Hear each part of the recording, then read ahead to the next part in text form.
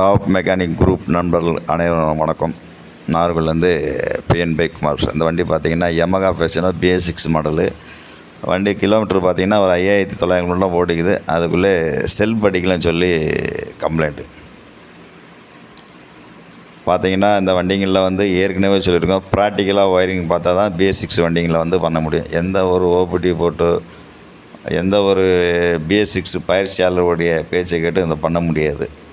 நம்மளுடைய சுய ஒயரிங் அனுபவத்தை வச்சு தான் பண்ண முடியுமே தவிர இன்னொரு ஆள் சொல்லி பண்ணவே முடியாது பேசிக் வண்டியில். அதனால் வந்து ப்ராக்டிக்கலாக என்னென்ன ஒரு வண்டியில் செக் பண்ணணுமோ செல்ஃப் அடிக்கலாம், அதே டெஸ்டிங் பண்ணால் போதும். அதுவும் இந்த வண்டிகள் வந்து பழைய மெத்தடு தான், புது மெத்தட் எதுவுமே கிடையாது. பழைய மெத்தட்னா இப்படி கேண்டி கொண்ட காலத்தில் என்ன மெத்தடோ செல்ஃப் அடிக்கலாம், அதே மெத்தட் தான் இந்த வண்டிகளை. இதில் புதுமையான எதுவுமே கிடையாது. ஒரு கேண்டி கொண்டில் செல்ஃபில் என்னென்ன பார்ப்போம் அதே தான், ஒரு ஆக்டிவாவில் என்னென்ன பார்ப்போம் அதே மெத்தட் தான், ஒரு ஸ்கூட்டி பைப்பில் என்ன மெத்தடு பார்ப்போமோ அதே மெத்தட் தான். இதுக்குன்னு புதுசான ஒரு மெத்தடு கிடையாது. இதுவும் அதே மாதிரி தான்.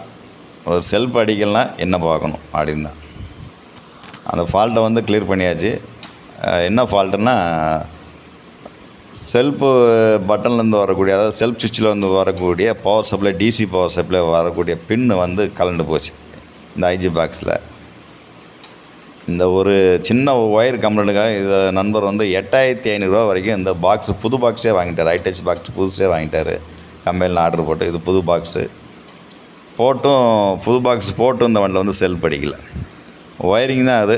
ஏற்கனவே ஒரு ஃபோனில் கேட்டாங்க, ஒயரிங்கை மட்டும் செக் பண்ணுங்கள். இல்லை நான் பெரிய பெரிய bs6 ட்ரைனர்லாம் ஃபோன் பண்ணி கேட்டேன். எல்லோரும் ஒருமித்த கருத்தாகவே இதை சொன்னாங்க, இந்த பாக்ஸ் தான் மாற்ற சொன்னாங்க, இது போனால் செல்ஃப் அடிக்காதுன்ட்டு. இது போக இந்த பாக்ஸு அப்படின்னு கடைசியில் பார்த்தீங்கன்னா ஒயரிங் தான் கம்ப்ளைண்ட்டு.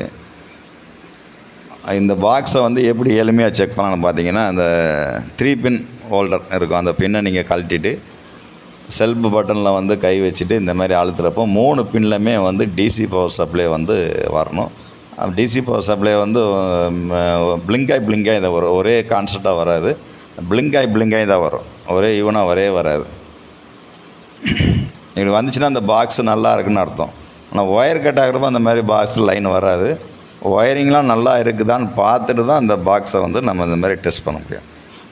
இது வந்து மேக்னெட்டோவுக்கு போகக்கூடிய 3 பேஸ் லைன்.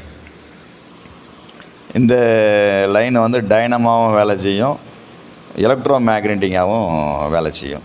இது அதோட வித்தியாசம்.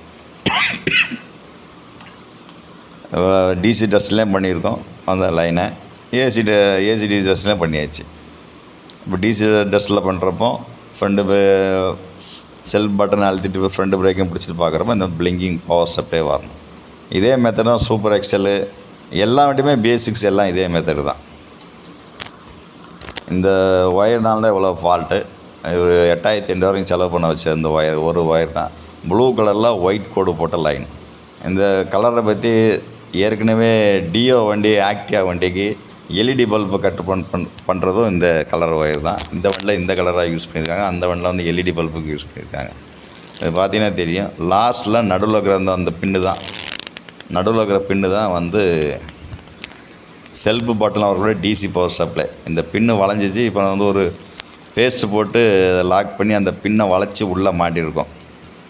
நல்லா இருக்கிற ஒயர் இழுத்தா வெளியே வராது. ஃபால்ட்டு உள்ள ஒயர் அப்படியே ஷேக் பண்ணி இழுக்கிறப்போ ஒயர் வெளியே வந்துடும். எல்லா ஒயருமே இழுத்து பார்க்கலாம். அது குறிப்பாக அந்த செல்ஃபுக்கு எந்த லைன் வருதுன்னு சொல்லி எப்போவுமே தெரிஞ்சு வச்சுக்கணும். இப்போ செல்ஃபுக்கு வர லைனில் வந்து டிசி பவர் சப்ளை வருது. பட்டனை அழுத்துறப்போ, செல்ஃப் பட்டனை புஷ் பண்ணுறப்போ இந்த மாதிரி டிசி பவர் சப்ளை வருது.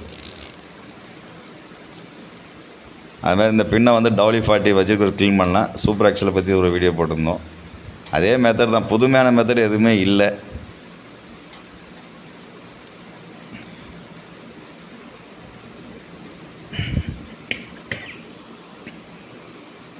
இந்த 3 பின்னு தான் மெயின். 3 பின்லேயும் வந்து டிசி பவர் சப்ளை போகல. இப்போ சாவி ஆன் பண்ணுறோம், வண்டியை வந்து ஸ்டார்ட் பண்ணி பார்க்குறப்போ டிசி பவர் சப்ளை. அந்த மாதிரி இந்த பாக்ஸுக்கு வந்து ஒரு பேட்ரி டிசி பவர் சப்ளை கண்டிப்பாக வரணும். இந்த சென்டர் பின்னு பார்த்திங்கன்னா காப்பி கலர் ஒயரு. இது வந்து ஹெச்டி காயிலுக்கு போகக்கூடிய ஒரு பவர் சப்ளை. இது எல்லாத்துக்குமே டிசி பவர் சப்ளை ஒரு பேட்டரிலேருந்து வரக்கூடியது. இந்த சப்ளை, இந்த லைன் மட்டும் ஹெச்டி காயில் போகக்கூடிய லைன். ஹெச்டி காயிலேருந்து டிசிஐ டைப், இதுவும் டிசிஐ மாதிரி தான் ஒர்க் ஆகும் ஹெச்டி காயிலும். அதோட ஒரு லைன் இது.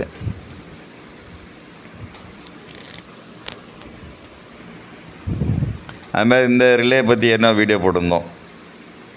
இது ஒரு செல்ஃப் ரிலே தான். ஆனால் இதில் வந்து என்னென்னா பேட்ரிக்கும் ஐடச் பாக்ஸுக்கும் ஒரு பவர் சப்ளை ட்ரான்ஸ்ஃபர் பண்ணக்கூடிய ஒரு ரிலேவாக ஒர்க் ஆகுது. சார்ஜிங் லைனாக ஒர்க் ஆகுதுன்னு வச்சுக்கலாம். வண்டி ஸ்டார்ட் பண்ணிட்டோம். ஸ்டார்ட் பண்ணிட்டு பார்க்குறப்போ லைன் வந்து 3 பேஸ்லையுமே லைன் வரணும். 3 ஒயர்லையுமே லைன் வரும். மேக்னெட்லேருந்து வந்து வரக்கூடிய 3 லைன்லையுமே இந்த பிளிங்க் லேஸாக பிளிங்க் ஆகும். லைன் வரணும். வந்துச்சுன்னா காயெல்லாம் நல்லா இருக்குன்னு அர்த்தம். சார்ஜிங் ஃபால்ட்டே இல்லை அப்படின்னு ஒரு கன்ஃபார்ம் பண்ணிக்கலாம். இன்னும் ஒரு 6 மாதம் bs6 ஒயரிங்கில் பற்றி ஒரு சின்ன ஒரு ஒர்க் ஷாப்பில் வேலை செய்யக்கூடிய பையன் கூட ஈஸியாக வந்து தெரிஞ்சுப்பான். இது இப்போ ஒரு மாயாவாக இருக்குது. இன்னும் ஒரு 6 மாதம் சர்வசாதாரணமாக எல்லா நண்பர்களுமே வந்து ஈஸியாக பார்க்கலாம். இது வந்து யாருமே பயப்பட தேவையில்லை. ரொம்ப ஈஸியான மெத்தட். பழைய வண்டிங்களோடையும் bs6 வந்துட்டு ரொம்ப ஈஸி. பழைய வண்டி தான் கஷ்டம், புது வண்டி இந்த மாதிரி வண்டிலாம் ரொம்ப ஈஸி.